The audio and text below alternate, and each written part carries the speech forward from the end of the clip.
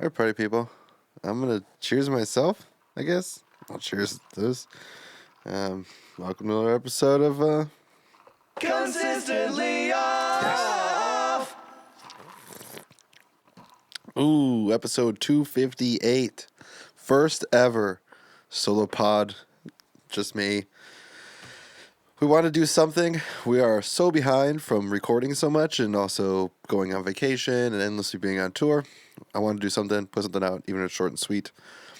Right now, Oliver is back on tour with Bite Me Bambi. They're, I think they're opening up for Bad Fish or Fishbone or Bad Bone. I don't know. I don't pay attention to this stuff, but he is gone again. So we are literally in the middle of finishing lyrics. Craig just texted me he's going to be here in, 54 minutes. So this podcast will be shorter than 54 minutes. You don't have to listen to me for the whole time.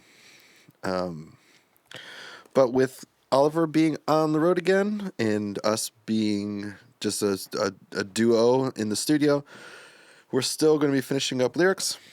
We have 2 more songs to do today. We just did 4 or so yesterday and a bunch more a couple days before. So we are on track to have this album to you probably by March. Don't be looking like Christmas time's coming and we're going to pump out an album and release it out of nowhere. We're going to do it right and edit and mix and master and all the shit we still have to do. But, that being said, when we have 12 days before Christmas, more than likely, within those 12 days, the album on vinyl will be up for sale on the website, along with limited run of blue hoodies that say America's Band. It's Film Speed. I think it's Zip Up. That'd be the logo right here. America's Band on the back. We only got a small run of them. They will be one of a kind, unique. Pick them up before they're sold out. I have limited sizes too, and like I said, we're only printing this once.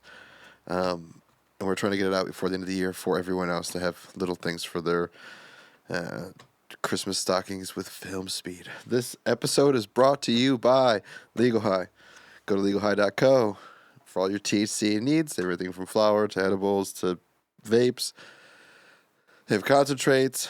If you use the link that's underneath this video, where's the button? Down there. Down here, there's a link underneath the description. Click on that. You go there, you sign up, and then you use whatever coupon code they have. Right now, the coupon code on December 13th, 2024 is High Vibes 30. That'll get you 30% off the whole website. It's insane. You have to be 21 or up to order. You have to be in a legal state. They're not going to do shady shit. We did just get a little, this is part of it, we got a little fun package from them. They've been hooking us up. They enjoy and they thank you guys for ordering. We thank you for ordering. It does help to support this podcast. I imbibed in this before I started this. You know, if you know me, I rarely ever smoke. And I use this. It's good shit. I took 2 hits. I didn't want to be too stoned. But it feels great. Tastes great. Looks great. Is great. Affordable. 30% off. How can you go wrong? We thank you guys at Legal High. Thank you. Happy holidays. I did have a fun time going there the other day. Here's a little Nick's Rage Corner. I don't know what number this is. Tales from the U. That's close Almost enough. Nick's Rage Corner. Welcome to... Consistently off. So I went over to their place and we did some promo stuff because we're gonna be in some of their ads and whatnot. We'll be posting more on our Instagram as well. They don't have the code on there for people to use. But when I was there, a bunch of other influencers and people that are affiliated with their organization were there. And being me, I was like, oh, I gotta go. Like, I've been here for a couple hours. Time for me to go. I gotta get to the studio. I left at 5 o'clock. And as I'm going out there in a gated area, the gate started closing, and I'm like hitting the button. Like, don't hit my car. I didn't pay attention. Fucking semi-swing out and hit a fucking Mercedes SUV in the rear end. I tipped it with fucking Port Sigrid. And then just a little, not too much Robbins racing, but enough to make me super fucking sad. And it's night, so I don't know how fucking bad the damage is. So I actually went back up there today. Sorry, Mike the credit champ. Luckily, he's a G. But I went over there and buffed it, and it ended up being all right. So hated myself for at least 24 hours, but at least we're all caught back up, and I'm not going to sit here and cry about all the money I had to lose to fix a fucking Mercedes AMG SUV. It's worth like fucking 8 of my cars. Yeah, hallelujah. We'll say one thing, fuck that parking lot. You guys know. If you guys are listening, fuck your parking lot. Fuck my parking lot. And fuck having to get in and out of there. So, word through the grapevine, they're moving. Can't wait. But I did get a nice package. Here's some weed. You can't see it on the fucking film, but listen. Smells like weed. Tastes like weed. It is weed. Outside of that, we have been writing lyrics, which is always fun. And I touched on it a little bit, but I'll go in more depth for you. But a lot of the times when we do lyrics, Craig will have them, bring them to us. Craig and I will sit down and just fucking do, I think we've already explained before, but I do like writing gauntlets. So I will get down with his lyrics, write his paragraph out that he has, or just a couple sentences, and like I keep going, and I just keep going with more until we get to something. So it's been a little mixture of the three of us writing lyrics, and then Craig writing lyrics, and then me and Craig writing lyrics. So it's been interesting, very interesting. It's fun to see where people come from, what they're going to write about. With these songs, we had sat down. I think we knocked out all the choruses together. So we kind of collectively sat down, like, hey, what's this song going to sound like? What direction do we want to take it? What do we want to convey? How do we want people to connect to it? Stuff like that. And when we initially got it, it was like all over the place. We'd be like, this one should be about dinosaurs, and this one should be about the color blue, and this one should be about a boy and a girl, and this should be... It's crazy, and I'm also a crazy person, so you add they're crazy people too, so you add 3 crazy people saying crazy shit. It's one of the funnest times that you can ever have. I wish we had a podcast going during that recording, but it would probably get us whatever... I did it right there. It would get us canceled, because it's too funny and someone would get hurt. But being that Craig had to build verses around the choruses, so the chorus will give you a pretty good chunk of what we're going to be writing about, right? So if the chorus is like, it's your birthday and today's your birthday, then your verses can be a story leading up to your birthday. This is not one of our songs. It could be, but it's not. It might. So sitting down with Craig, once you're into the lyric part of it, what shines its fucking light right on your face is that, oh, hey, you're writing lyrics around a different melody or different timing. So like if you only have 5 seconds to write something, you don't want to be spitting hot fire like you're Eminem and Rap God. You just can't. You're going to do a bad job, and it's going to sound like, and then you need it to breathe. You need to be able to hear the words. You want people to hear them. You want people to sing them. You want people to connect with them. So that's what this past week has been a lot of, is listening to something, cutting away the extra bogus words that are in there, because sometimes you can say like my car without having to say the word my or something. You don't always have to put ownership on words. You don't always have to have all those extra little it's the and welcome to. Like sometimes you can just fucking say jungle and then say something. So making that fit still makes sense. Making it sing right. There's a lot of words out there that I don't think people even think about, but it's really bad to sing. Last night's was something good. I hated the word. I can't even remember. Legal High. What's up? Still, Still, and the way that it was delivered in the song, which you'll never fucking know because you don't even know these songs, and we release them different words, but he was ending a an A-B, the end of the A on a verse with still. And when he was saying it, he was hitting it so hard that I was like, I hate this word. And then we end up sitting down, rewriting it, making it fit, and then actually just redoing the whole second half. Because what also comes to mind, or what else comes to fruition, is that you're going to sit down with something that you wrote, and it's going to be another buddy or another co-writer or someone else that you are hip to, and you're going to end up bouncing ideas off each other. So it's the beauty of, I have a whole thing written, this is how it's sung, this is what I thought, and then you're not a songwriter, you're in a band. So then you hit it with all your other friends, they're in the band, so your bandmates, and you start to massage and change things a little bit here and there. And that's what's nice about writing with someone for 20 years? 24 years? Fuck, it's been way too long me and Craig been writing together.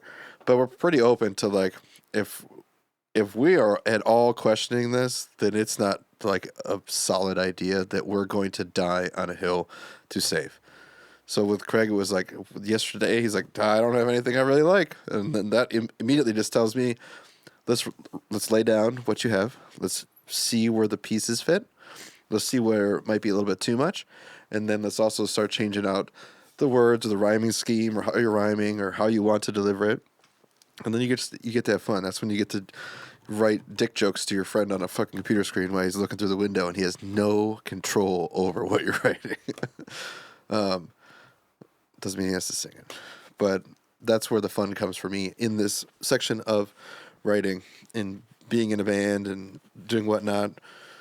It's not editing podcasts. It's not editing audio for podcasts, I promise. It's also not editing music. But writing music's definitely the most fun. Over the weekend, we got to get together with Miles, his company, and we did a private gig for them. The private gig was at we're never going back there. It's called the Refinery. It's in Long Beach. It was definitely oil money there for some reason. So imagine you're in a venue. It could hold probably like 4 events or something in it at once. There was like a dining room with a bar and a little open area, which is where we were. That was a wing. And then above it was like a big like wedding where they have a wedding reception. And there's another section that was closed off, which is probably where the sacrifices went. Allegedly. We don't know. Allegedly. But it was probably one of the easiest cover gigs, hired gun gigs we've ever had to do. Because not only was it with Miles, who we've known for way too fucking long, but it was also for his company that doesn't need to be explained. He owns a company. And it was their Christmas party. So we're supposed to play 7 to 11. They wanted us there at 6. Show up at 6. Set all our shit up. We're good. And they're like, you're probably going to play by 8. And we're like, whoa. From 7 to 8. And then, like, they didn't start eating. They're supposed to eat at, like, 7:30. They didn't start eating till, like, 8 something. And then we play for, like, 40 minutes. And they're like, we have a white elephant. And we're like, the world goes. This open bar. So we're just sitting there. I was just having margaritas, dude. I was calling them Feliz Navaritas. That might be what this is called, Feliz Navarita. Super great place. Whole staff's awesome. Obviously, they're there to just make money. It's Sunday night. What else are you going to do? But we ended up jumping back on stage for like, I think it was like 27 minutes. And I will say I brought this up because we did probably the best 12 Days of Christmas rendition that could have been done on the spot without practicing. and I'll probably put 12 Days of Christmas at the end of this song. It's not our version. I'm going to put the original. But it was a great time and something that you're like, it's Sunday, there's football on. Like, it's my one day off. So I'm like, there goes my one day off. But when you're doing it for friends, you're doing it for just a cool group of people, it didn't matter. There was people for some reason dancing in front of us, and this was their company party where they were supposed to get hammered drunk. I'm trying to think of other things in Nick's life that are new. There's not a lot of new stuff. I did wake up this week. This is another just Nick's Rage Corner. yeah. I can't really rage about it because it's kind of my fault because I waited so long. But new neighbors moved above me. I'm in a little triplex type deal, an apartment with 3 levels, and the people above us have a baby, brand new baby. Okay, I'm fine with it, dude. You're gonna have a kid. It's expensive as fuck to live in California, especially Huntington Beach, and it's fine. It's fine. You run around this place for some reason with your heels, only on your heels, like you're on stilts, and you weigh 800 pounds. That's fine. But before we left for Amsterdam, Megan and I noticed that our room was smelling a little musty, and then in the cabinetry, it was like starting to like bow, like it's supposed to be flat. So we're flat with it, and it was like this. This is how the wood was. It wasn't flat. It was like this. It's for our only visual watchers, only people that watch video. That's the only way you know the curvature of the floorboard that I was describing. But in there, it was all curved up. And we're like, fuck. So we pull all our stuff out, and I'm like, we're going to Amsterdam. I'm not letting these people into my house when I'm gone. I don't know what the fuck they're going to look through or just go looking through my shit. I'm not cool with that. I don't trust them. Even though it's a nice place, I still don't trust them. So when we come back, we were like, fuck, it's all fucked. And it looks like there's mold, so we're going to go ahead and contact them. We contacted them. They're like, well, let's send someone out to fix it. We didn't hear nothing for like a week and a half. Sorry, e-cigging. When there's no one else, it's just me. I got to take my own breaks. But I get a knock on my door. Hello, knock on my door. Monday. Someone's waiting for you. Monday, knock on my door, and I'm making the spaghetti bolognese, and it's one of the dudes that works at my unit that fixes stuff usually. And he's like, hey, the neighbor downstairs is water all in her place. And I was like, oh yeah, probably because that place above us is leaking and it's going down. So he's like, I need to come in and out. I'm like, cool, dude. I'm cooking. So you fucking come in and out as much as you want. It's 8:00 at night. Good luck stopping this in the middle of the night. So I go walk Poppy and I go downstairs, and of course, in my apartment where the leak is, it's like when you walk into my place, actually, I'm not going to explain that to you. It's in the middle of my place. Hey, Peter. It's in the middle of my place. That's where the leak is. So in her unit, it had to be in the same spot, right? She's right below me. And there is a good 20-foot gap between where that leak is and then where the wall is, where this water is coming out. So this lady's got a fucking leak downstairs.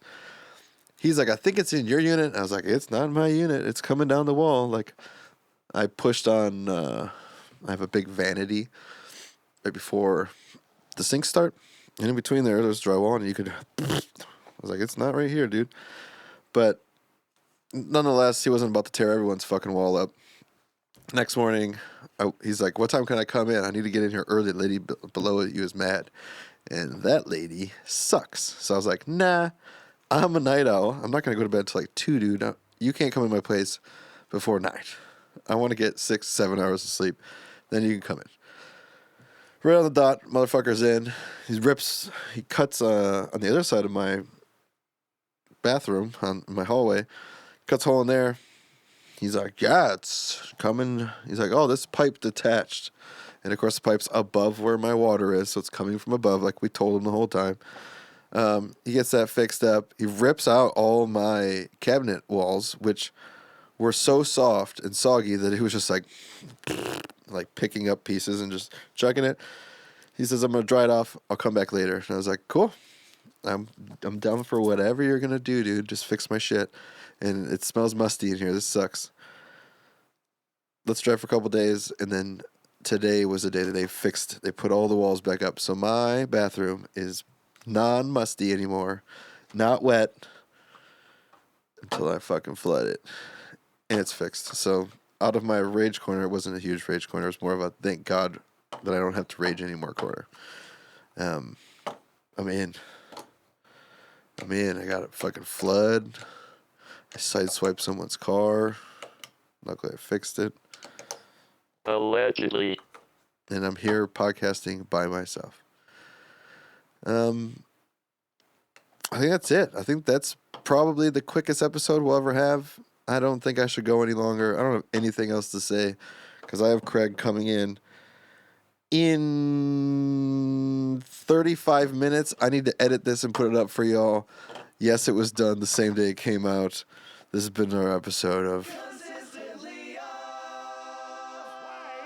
are you following me?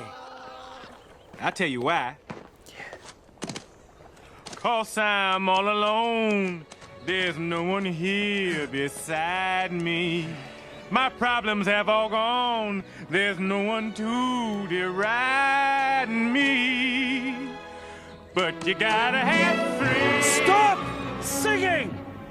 Well, it's no wonder you don't have any friends. Wow. Only a true friend would be that truly honest.